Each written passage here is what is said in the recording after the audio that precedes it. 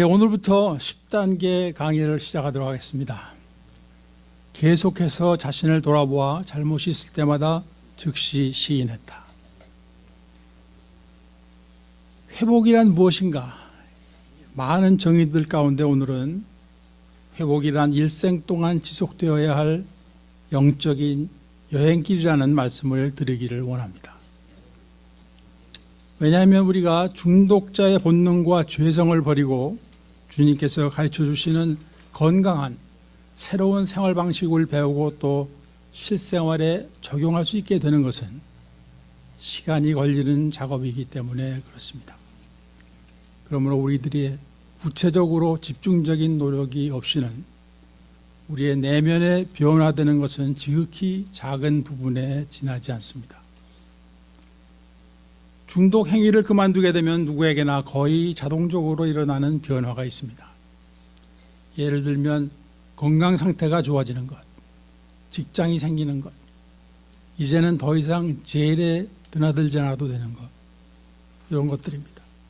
그런데 우리는 보통 이런 것들을 회복의 초보적인 베네핏이라고 부릅니다. 그러므로 이러한 한두 가지의 문제가 해결되었다고 회복이라는 과제가 끝난 것이 아닙니다. 그래서 회복은 지속적으로 성숙되어가는 새로운 삶의 방식인 것입니다. 우리가 중독을 끊고 나서 어느 정도의 시간이 흐르게 되면 생활도 안정되어 가고 또 옛 생활로 다시 돌아가야 할 이유나 가능성이 없다는 생각이 들게 됩니다. 그때 우리는 삶의 모든 해답을 찾았고 중독에서 완전히 돌아선 것으로 생각이 되어서 자만하게 되기가 쉽습니다.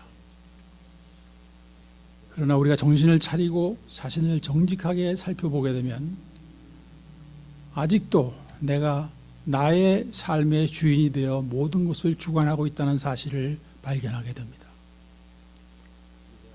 아직은 중독자의 생활로 돌아가지는 않았지만 과거 심령이 가난했던 시절의 사고방식과는 완전히 달라진 삶으로 변해버렸다는 것을 깨닫게 됩니다. 그러므로 우리가 항상 기억하고 있어야 할 말씀이 바로 이 고린도전서 10장 12절 말씀입니다. 그런즉 선줄로 생각하는 자는 넘어질까 조심하라. 우리가 또다시 중독으로 인해 넘어지는 일이 없기 위해서는 수시로 자기 자신을 점검하지 않으면 안 되는 것입니다.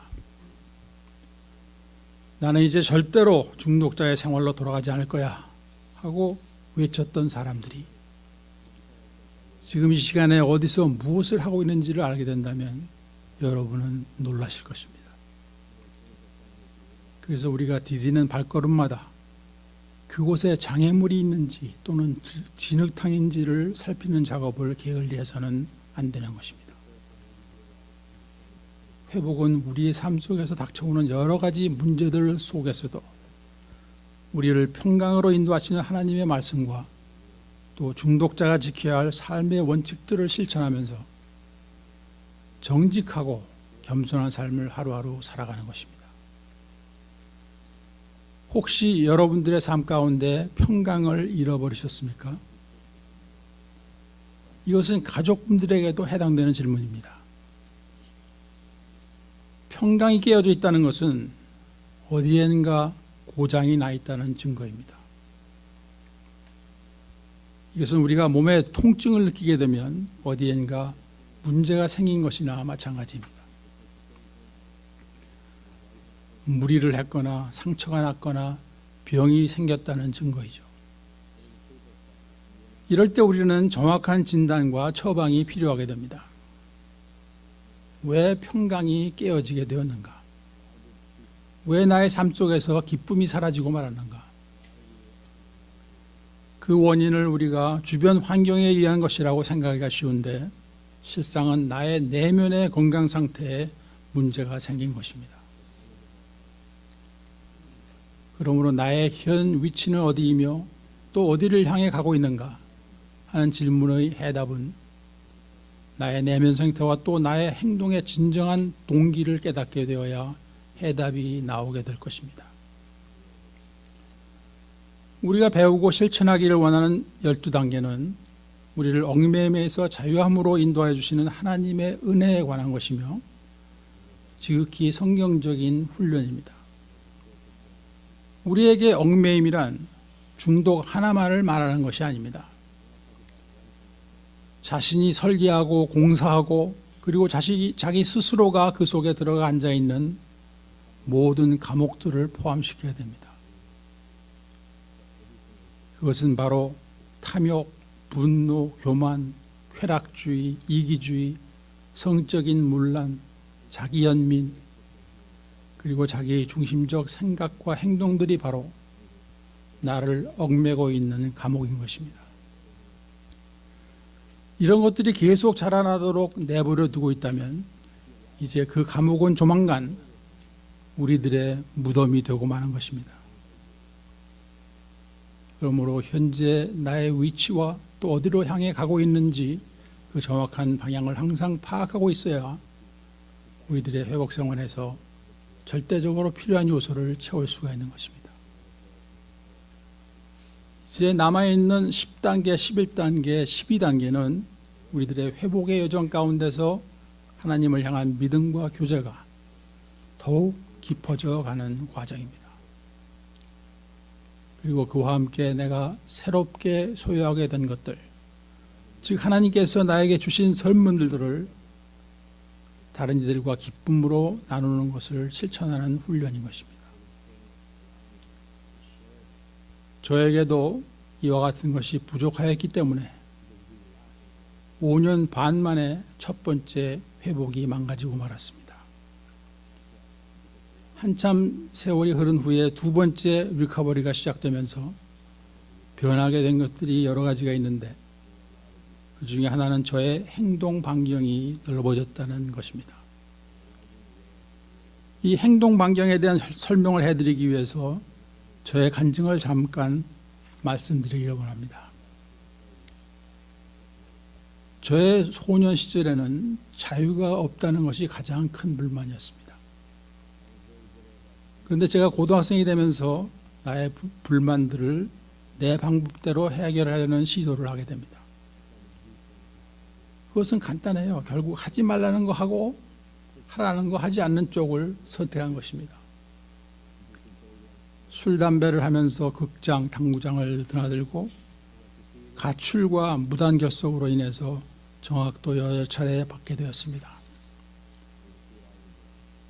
고등학교 3학년인데도 정신을 못 차리고 계속 속을 썩이니까 담임선생님께서 저를 교무실로 불러서 말씀하셨습니다. 현재 너의 실력으로 합격할 가능성이 있는 대학교와 네가 전공해야 할 과를 정해주겠다. 이렇게 말씀하시고는 동국대학교 불교학과에 들어가서 수양도 많이 하고 사람 좀 되어주는 편이 낫겠다 하셨습니다. 이건 진짜 싫어해요. 어쨌든 나머지 6개월 동안 정말 열심히 공부해서 서울대학교에 합격했습니다. 그런데 대학생이 되었어도 크게 달라진 것은 없었습니다. 의과대 학생으로서 마땅히 해야 하는 공부는 제대로 하지 않고 강의 시간에 막걸리집에 앉아 있거나 운동장에서 좋아하는 운동을 하고 있거나 강의실 뒤 골방에서 섰다나 카드 게임을 하는 날이 많았습니다. 그로 인해서 당시 의과대학 학생과장 교수님께서 저를 불러다가 야단을 치셨습니다. 그리고는 너는 체육대학을 가지 왜 의과대학을 들어왔냐 하시며 오피스에서 내쫓았습니다. 그 후 그분은 서울대학병원 원장님을 찾아가셔서 홍아무개는 절대로 인턴으로 채용하지 말라고 당부하셨습니다. 그러나 오랜 시간 동안 저 스스로는 행동 반경을 남보다 좀 넓게 잡은 사람이라고 착각하고 있었습니다. 왜 그렇게 생각할 수 있었을까 추측을 해보면 그때까지는 아직도 정상적인 일들이 저의 인생에서 꽤 많이 진행되고 있었기 때문인 것 같습니다. 예를 들어 낙제 안 하고 대학 졸업하고 서울대학병원에서 인턴도 마쳤고 파란만장한 군대 생활이었지만 기적적으로 명예제대를 하게 되고, 결혼하고 미국에 와서 의사 생활도 하면서 취미 생활로는 골프 핸디가 7이었고, 그리고 테니스와 튜나 낚시를 즐겼습니다. 그러나 중독은 우리들의 모든 계획과는 관계없이 정해진 길을 가도록 만듭니다. 중독이 깊어지면서 저의 삶을 조여 들어오기 시작했습니다. 결국 저의 행동 반경이 점점 줄어들고 또 줄어들어서 드디어는 10m 이내가 되어버렸습니다. 이 10m 이내라는 생각이 언제 들게 되었나를 잠시 설명해 드리겠습니다. 저희 집 패밀리룸에서 화장실까지가 10m 정도입니다. 그런데 제가 블루투스라는 거 있죠. 귀에끼고 같은 거. 블루투스를 처음 사용하던 어느 날이었습니다. 한 번은 전화기를 패밀리룸에 놓고 블루투스를 낀 채 화장실에 갔더니 커버되는 범위 바깥이라고 삑삑삑 소리를 내더라고요. 그 순간 갑자기 오랜 세월 전 중독 말기 환자가 되어 죽음만을 기다리고 있을 수밖에 없던 시절에 패밀리룸에 누워서 대부분의 시간을 보내다가 겨우 화장실을 기어서 다녀오던 것이 저의 활동 범위의 전부였던 것을 기억나게 해주셨습니다. 아, 나의 활동 범위가 겨우 10m 이내였던 시절이 있었구나. 26년 전 제가 두 번째 회복을 시작할 때는 모든 것을 스폰서로부터 철저하게 지도를 받았습니다. 그리고 삶의 우선순위를 존중하며 서두르지 않고 조심스럽게 진행시켜 나갔습니다. 1년 정도 끊고 난 후에 한국을 9년 만에 방문하게 되었습니다. 그때 옆자리에 앉아있던 사람이 마시던 위스키 냄새가 저의 코를 찌르던 일이 지금도 생생합니다. 그거는 곧 이 비행기가 추락하지는 않을까 불안해지기 시작했습니다. 그때 저는 그 생각을 지워버리기 위해 애를 썼습니다. 기도를 했던 기억은 없고 다만 조종사의 실력을 믿어야지. 대부분이 공군 파일럿 출신들이라는데 경험이 많지 않겠는가 하면서 스스로를 위로하느라고 애를 썼습니다. 또 비행기를 항상 점검하는 사람들이 있으니 그들을 믿어야지 하면서 불안으로부터 겨우겨우 탈출하던 기억이 납니다. 그러나 회복이 진행되면서 육신적으로는 세계 방방곡곡에 흩어져 있는 선교지 어디든지를 다 다닐 수 있게 되었고, 영적으로는 나의 가진 것을 이웃과 나눌 수 있게 되었음을 기억합니다. 오직 하나님께 감사를 드릴 뿐입니다. 비행기 부속품에는 유효기간이 있다는 말을 들은 적이 있습니다.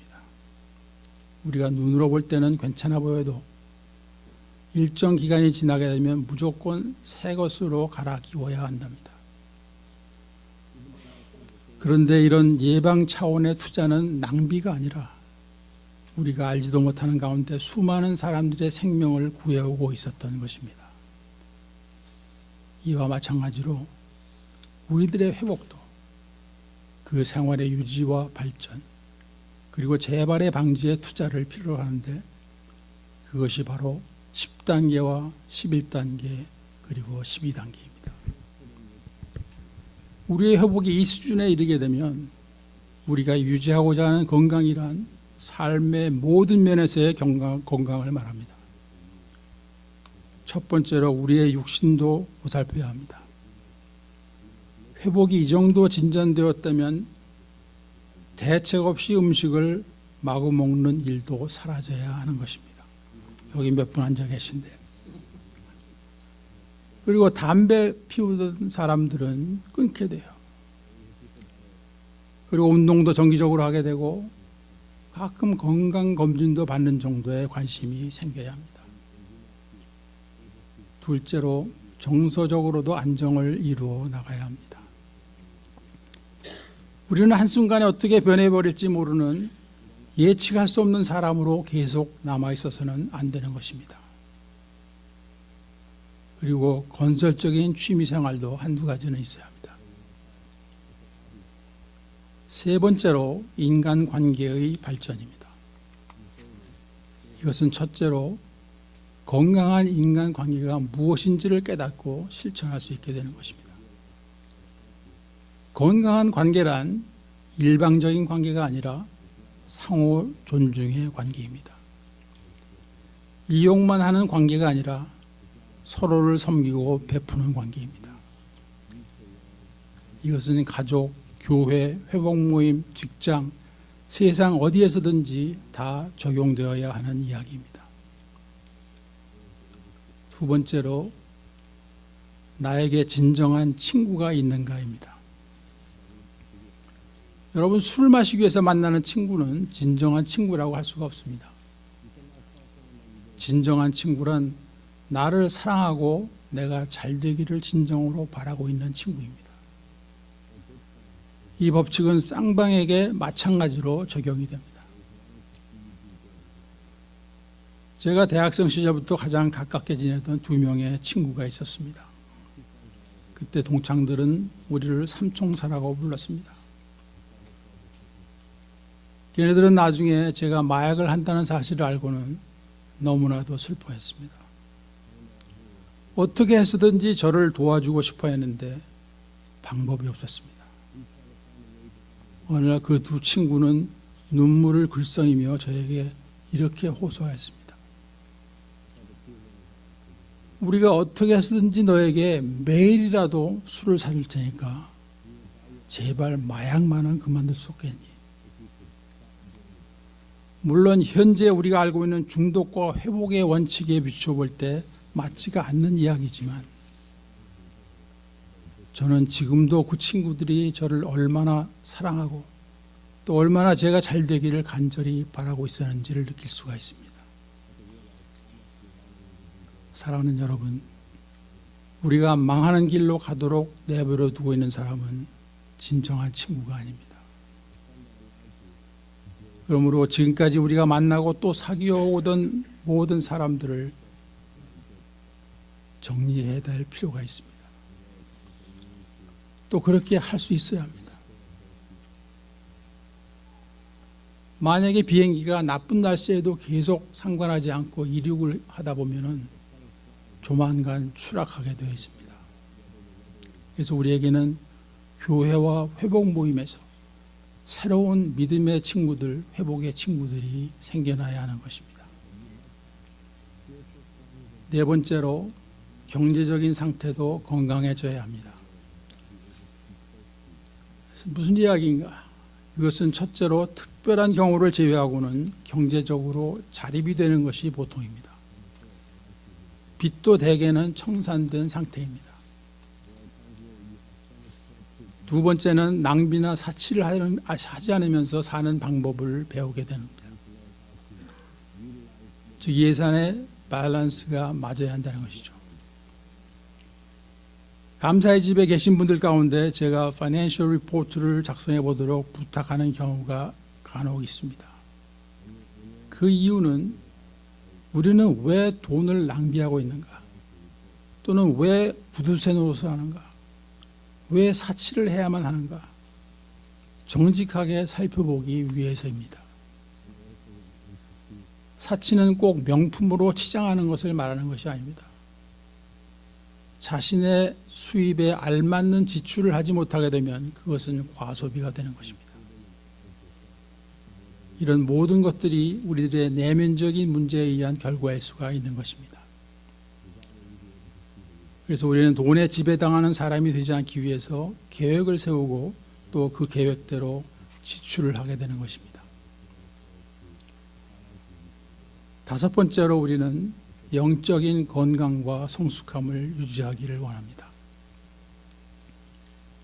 즉 말씀에 기초를 둔 신앙생활이 정립되고 그 생활 속에서 성령의 열매를 맺어가는 것입니다. 그래야 우리가 환경에 좌우되기보다는 우리의 믿음을 지켜나갈 수 있는 수준이 되기를 원하는 것입니다. 이와 같이 우리는 삶의 모든 영역에서 건강 상태를 체크하고 또 유지하고 발전시켜 나가기 위해 10단계가 이 시점에서 필요하게 되는 것입니다. 계속해서 자신을 돌아보아 잘못이 있을 때마다 즉시 시인한다. 오늘 강의는 여기서 마치고 다음 시간에 계속하도록 하겠습니다. 감사합니다.